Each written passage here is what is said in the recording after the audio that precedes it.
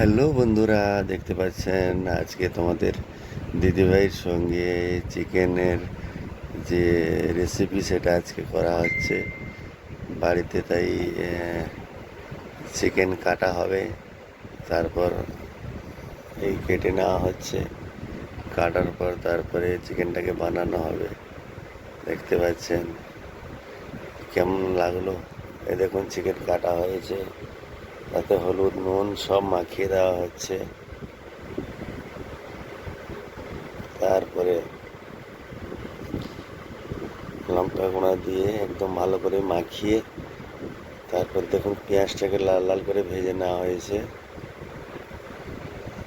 পেঁয়াজটাকে ভাজার পর এইখানে দিয়ে দেওয়া হবে আদা রসুনের বাটা। দেখতে পাচ্ছেন আদা রসুন বাটা দিয়ে দেওয়া হলো। একটু নাড়ার পরে নাড়াচাড়া করতে হবে, একটু নাড়ার পরে মাংসটা দিয়ে কষতে হবে ভালো করে। তাতে লঙ্কা গুঁড়া, হলুদ গুঁড়া,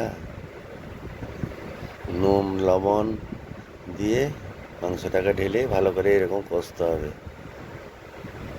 কষার পর দেখতে পাচ্ছেন কিরকম লাল লাল হয়ে গেছে মাংসটা। কিরকম লাগছে দেখতে বলুন, তোমাদের দিদিভাই রান্না করছে।